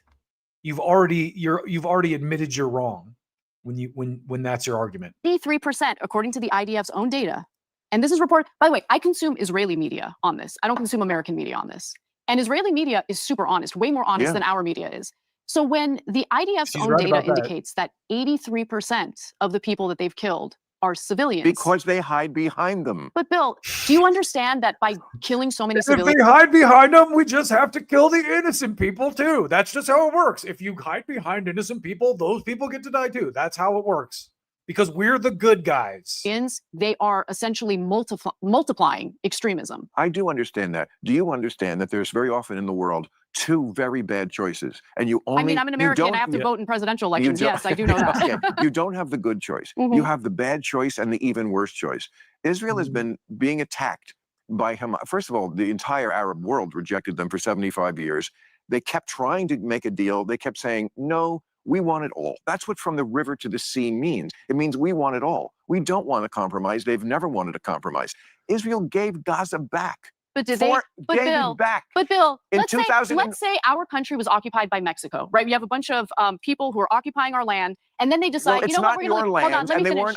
Let me finish. Let's say Mexico decides, you know what, we're going to leave, but we're going to control their electricity, what goes in, what comes out. Because they were attacking. We're going to mow the lawn and just like randomly decide we're going to slaughter people because they allegedly threw rocks. They have literally nuclear. Well, they didn't allegedly. I mean, Israel has nuclear weapons, Bill. They have nuclear weapons. And they don't. And they have the world's military superpower backing them. Right. Well, they have nuclear weapons which they don't use. If Hamas no, they don't use it. But to pretend if Hamas had a nuclear weapon, how many seconds would it take before they used it on Israel? I have no idea. 3. 3's the answer. 3 seconds.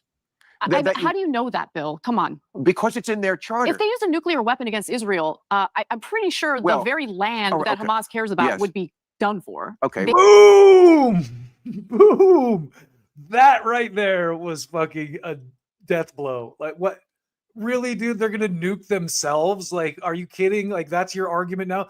It's funny to watch this too because he like wriggles through several different arguments. So, oh, they hide behind hospitals, and oh, well, the Arabs never wanted them there, and oh, they're constantly attacked, and it's like there's so much more nuance to the they're constantly attacked thing too. It's a lot of the times it's a retaliation. And listen, I'm not saying that the Palestinians or the Arabs are innocent either, but it's a little bit more, again, the argument here is we're the people with the moral high ground battling the savagery. So we have to blow up their hospitals because the savages are hiding under the hospital, which on its face, you lost the argument when that's your argument. You're admitting that you don't have the moral high ground. Therefore, what you're doing is not moral at all. You don't have the moral high ground when you're blowing up hospitals because there's a Hamas tunnel under it. Well, then they would be martyrs, and that would be a good thing, because that's their death cult view of the world. It's a good thing when you die. That's why they strap suicide vests sometimes on children. The fact that you can't see the moral difference between these two sides always amazes me among people. I actually don't see the moral difference when you have like Bezalel Smotrich and Ben Gvir literally talking about exterminating the entire population of Gaza. Okay, they're not talking about... And these are not, they are. I mean, the statements are brazen, they're upfront, they're honest. This is what they actually want to do. Well, I mean, the West Bank is another example. The West Bank had nothing to do with what happened on October 7th, but they're annexing that land anyway. They're raining terror on innocent people. I'm surprised Bill Maher posted this unedited. To his credit, I'll give him credit at least for that, even because he's getting his slapped around here intellectually. Innocent Palestinians, they're driving them out of their homes. Like, listen, I am willing to admit, because it's the truth, that what Hamas did on October 7th was a fucking atrocity. Oh, wow. Killing innocent people. Who couldn't admit that? But you have a difficult time. But they don't want to dig into the details of that either, about how a lot of buildings were hit with missiles that Hamas didn't have. There were cars that were melted with missiles from Apache helicopters that Hamas didn't have. They had hang gliders and, you know, machine guns apparently, or I don't even know if they had machine guns. But there's a lot more nuance even to that day than Bill Maher is willing to acknowledge. So At least acknowledging the atrocities that have been committed against innocent civilians in Gaza. Well, it depends on what you call an atrocity. All wars are going to have A atrocities. double tap on a hospital? All war... A double tap on a hospital? So when the first... People forget the World Central Kitchen thing too. They literally blew a hole in the roof of their van that said World Central Kitchen on it because Hamas. You try that sometime. Shoot your neighbor in the face because he looks at you wrong and then go, well, Hamas. He was Hamas. First of all, I don't know exactly what you're talking about. I vaguely remember the thing. Right. Yeah. Don't do that, actually. That's a joke. I don't want YouTube to shut me off. First of all, that's an old terrorist trick. Mhm. That's what they do all the time. Okay, but are you at least going to acknowledge that the IDF doing that was wrong? Yeah, I'm sure they have committed what we would call war crimes, as every army does in every war. Right, including our own, right? In every war, including the Civil War. I forget who it was who made the good point. Like, during the Civil War, a lot of people would say, especially in the South, that Sherman did not have to burn Atlanta quite as badly as he did. I mean, we were pretty brutal. But would you also then just say, well, we don't know who the good guys were in that war? No, I think it was the North. I think that they committed the atrocity in Atlanta. Yeah, that's true. They burned when they shouldn't have. They were very rough on the South. They were still the good guys. They were fighting against slavery as Israel is fighting to survive. And also, you know, they are the front line in the Western world. I totally disagree with you on this entirely. Yeah, they're the front line. That's why they have to blow up hospitals, because they're the Western world, and this is your self-defeating argument.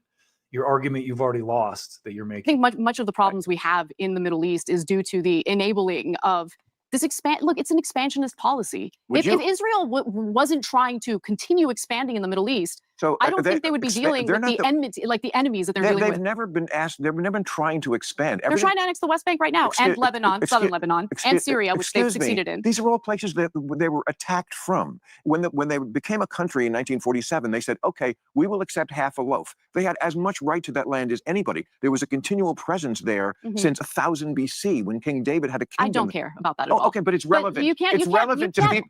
This is the other part I love so much about this is the guy from Religulous using the Bible to defend the Israel project. The Religulous guy. This guy made a movie about how ridiculous and stupid religion is, and now he's using religion as a basis for his argument. It's pretty pathetic. You can't wipe out innocent people because you used to live there like centuries ago. You're calling them colonizers. They're not colonizers. They're expanding and they're annexing land. That's what colonizers do. First of all, she should have asked Bill if it's legal to get a DNA test in Israel right there. You know, the holidays are that special time of year when everyone suddenly needs of the night, You reach can't, for you can't skip. Just let me these finish one Okay, sentence. go ahead. They could have turned Gaza into a state that was much more like, I don't know, Dubai or something if they wanted to. They didn't. Hamas took over right away. They never had elections after Okay, that. there's a reason they didn't, Bill, and she outlined it earlier, because they are under occupation and have been for a long time. They don't have an airport. They don't have a military. They're not a state because they've been prevented from being a state. So there's that. You're right about that. You're right about the elections. They're Yes. a terrorist mafia. Their own population is terrorized by them. They don't like them. All they did was import weapons from Iran, build tunnels, and use it to prosecute this war against Israel. They never used it. So of course Israel is going to be defensive. Their issue was they were not defensive enough, which is why October 7th happened. So you're making good points. I'm going to concede to. So Bill Maher, he's been in Hollywood for a long time. He runs with circles that are very, passionate about this issue, shall I say? Some of them, not all of them, but. No, I don't even know why you want to talk about this. I know. I'll ask you one more question. I don't even. Yeah, I'm already using religion to defend my views on this, and I made a movie called Religulous. Let's change the subject. It's frustrating because My problem is, okay, even if I concede entirely to everything you're saying, how about a little bit of ire directed toward Benjamin Netanyahu, who's the guy who facilitated the funding and has totally admitted to facilitating the funding of Hamas? Why did he prop up Hamas? Because he wanted to essentially discredit the PLO. Okay. Yeah, I mean, there's all kinds of whatabouts you can say. But it's not a whataboutism. The very man who propped up Hamas is now saying that he needs to fight them. I mean, and now he's also funding Abu Shabab. Why are you funding Abu Shabab, who has ties to ISIS? These things are not wrong. It just looks like you're looking for something to make a false equivalency. This is what I want. I want Palestinians to live in their own territory. I want them to be able to govern themselves. I want Israelis to live in peace and safety. Then stop attacking them. No, I'm going to attack them as long as they're doing what they're currently doing. They're doing in retaliation for being attacked. Of course it is. They've been attacked. They were encircled. That hospital looked at us wrong. We have to defend ourselves from that hospital. Anyway, that's about the meat of that for the most part. And Anna kind of mopped the floor with Bill there. So we're going to close out today with the mighty Tim Dillon, because he has a little rant that I think kind of summarizes the general state of things in our world today. And it involves the brain rot slop factory. Let's get into it.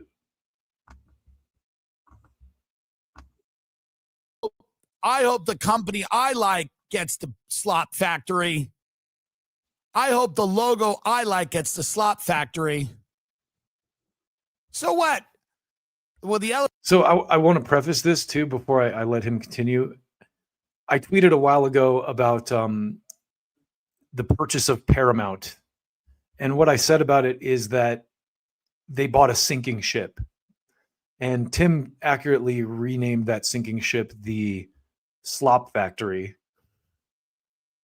the brain rot slop factory. So listeners are coming in. So what? They own everything. They own reality. So what? One family of psychos has to own reality. Let it be them. And I hope someone clips that and sends it to them. Where's my money? But I'm just saying, folks, this affects more than you think.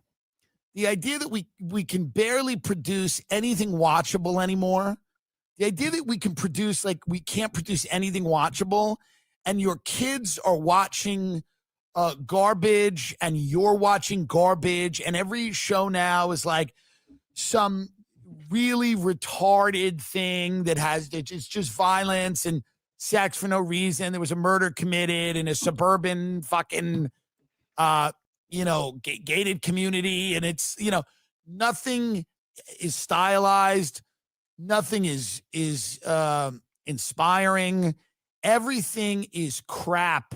It's second screen. You watch something while something else is in the background, while you're on the phone trying to get the insurance to cover your Mounjaro, whatever you're doing. But it's a facet of life that if you kill it, if you kill art, if you destroy it, if you make it algorithmic sludge, it's going to turn people into monsters, because they're not going to be able to explore their own humanity. they're going to become programmed like creatures. That's not what you want. You want somebody to watch something and be affected. Programmed creatures sounds like a good way to describe Dave Rubin and Tim Pool and all these guys. Jack Posobiec, programmed creatures. Accurate. No matter what it is. So if you lose that, if you completely lose that ability to make really good things, you're going to lose a lot more than you think. It's not just a question of, does Netflix own it? Does Paramount own it? Does Nestle own it? Do the Saudis own it? Do the Bin Ladens own it? Who cares? It really is a total cultural coup where human beings are going to be replaced by these algorithms that just shovel shit into the heads of you and your family until you all have no fucking I'm even forgetting what I'm saying. No fucking attention span. See, it's even affecting me. The brain rot is just, you have no attention span. You're completely incapable of handling an hour, a 2 hour thing without. I'm telling you, it affects more than you think. It's easy to just write it off, say, who cares, who cares, who cares. But the inability to process something that is good is going to deeply,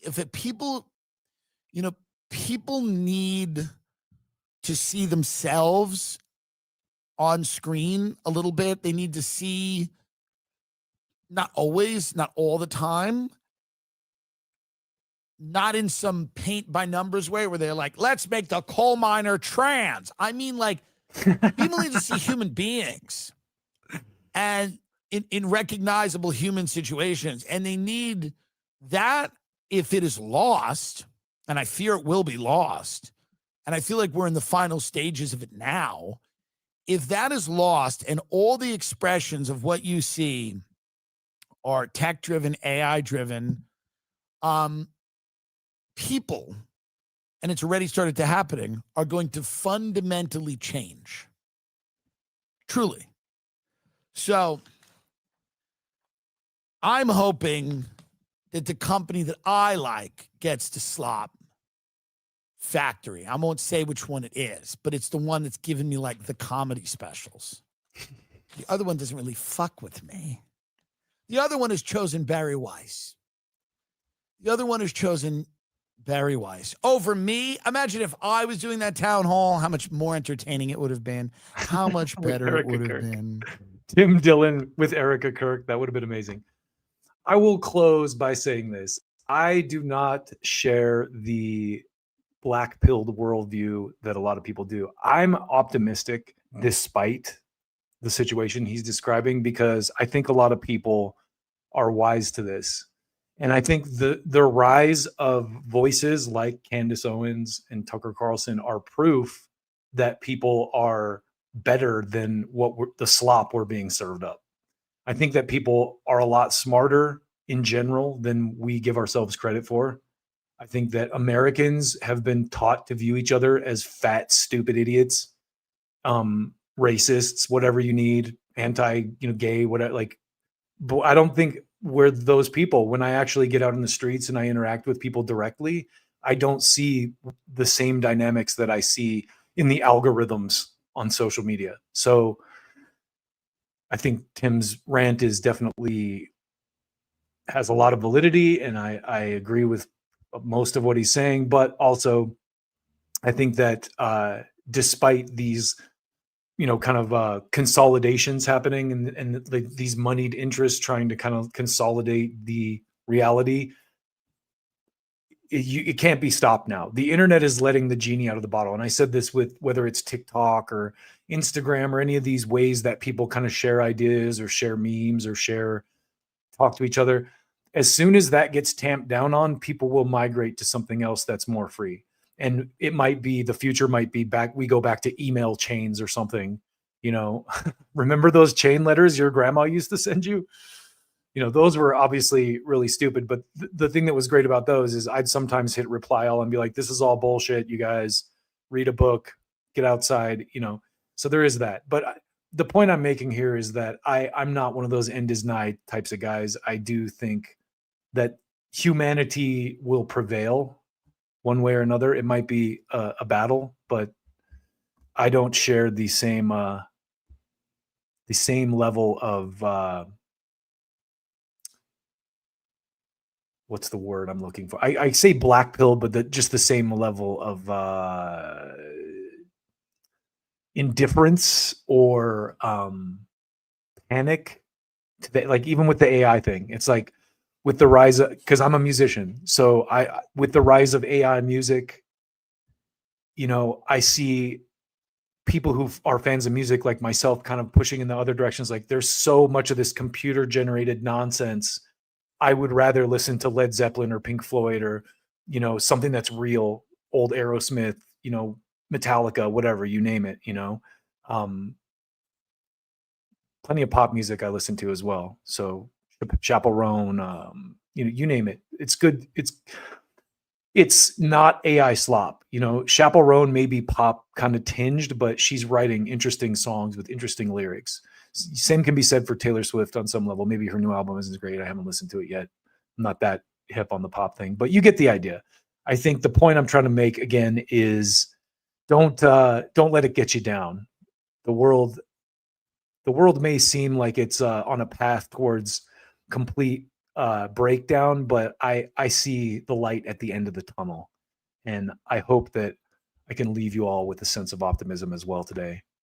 And this last comment says, "You're so right. Thank you." And thank you. I appreciate that. A lot of times I get people in the comments that are just like, "Fuck you. Why are you doing this? No one's listening to you." And that's valid too sometimes. So I appreciate it regardless, whether it's negative or positive. But obviously I lean more towards the positive feedback. So I think on the way out today, I'm going to play something for you guys that I haven't played for a while. It's one of my pieces of art, and it is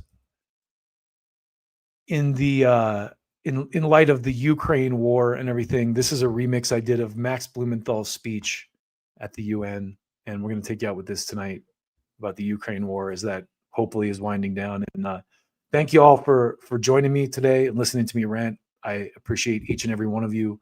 And if you haven't already, like and subscribe, all that good shit, and we'll see you soon. Take good care of yourselves. To you, which sees Washington prioritize unrestrained funding for a proxy war with a nuclear power in a foreign land while our domestic infrastructure falls apart before our eyes, exposes a disturbing dynamic at the heart of the Ukraine conflict. An international Ponzi scheme that enables Western elites to seize hard-earned wealth from the hands of average U.S. citizens and funnel it into the coffers of a foreign government. Indeed, military cemeteries in Ukraine are expanding almost as rapidly as the Northern Virginia McMansions and beachfront estates of executives from Lockheed Martin, Raytheon, and assorted Beltway contractors benefiting from the second highest level of military spending since World War II. These are the real winners of the Ukraine proxy war. These are the real winners of the Ukraine proxy war. The Biden administration not only knows that it cannot track the weapons it's shipping to Ukraine, it knows that it is escalating a proxy war against the world's largest nuclear power and daring it to respond in kind. A soldier complained this month to Vice News, "We don't know what Zelensky's plans are, but, quote, it looks like the extermination of its own population, like of the combat-ready and working-age population. That's it." Indeed, military cemeteries in Ukraine are expanding almost as rapidly as the Northern Virginia McMansions and beachfront estates of executives from Lockheed Martin, Raytheon, and assorted Beltway contractors benefiting from the second highest level of military spending since World War II. These are the real winners of the Ukraine proxy war. These are the real winners of the Ukraine proxy war. Senator Lindsey Graham has offered a much more grim and more on-the-mark rationale for supplying Ukraine with billions in weapons. As the senator boasted during a recent visit with Zelensky in Kiev, "The Russians are dying. It's the best money we've ever spent." And Graham has also said that Americans are ready to fight this war down to the last Ukrainian. So while military-age Ukrainian men are ripped off the streets by military police and sent to the front lines, the financially and politically connected architects of this proxy war are planning to walk through the revolving door to reap unimaginable profits. Military cemeteries in Ukraine are expanding almost as rapidly as the Northern Virginia McMansions and beachfront estates of executives from Lockheed Martin, Raytheon, and assorted Beltway contractors benefiting from the second highest level of military spending since World War II. These are the real winners of the Ukraine proxy war. These are the real winners of the Ukraine proxy war, to reap unimaginable profits once their time in the Biden administration is over. For them, a negotiated settlement to this territorial dispute means an end to the cash cow of close to $150 billion in U.S. aid to Ukraine. These are the real winners of the Ukraine proxy war. These are the real winners of the Ukraine proxy war. These are the real winners of the Ukraine proxy war. On Mamdani. I like the guy. I think he's great. And I think the fact that he's winning says something about the Democratic Party. The same thing that Bernie said about it. It's like the people want something like that. They want someone who actually focuses on domestic issues and wants to help. But this is what I think about Mamdani. He's another Obama. He's another Cory Booker. He's another AOC. He'll say all the right things on the campaign trail, and once he gets in there, he'll be a good little doggy and do what the party tells him to do. If you want someone who talks like that and will actually implement the policies they're talking about, you can't vote for Democrats. They've already proven that. Start bringing the ruckus on the Democratic Party. So that's my take on Mamdani, even though I've kind of ignored him because I'm not really, it's a New York local thing.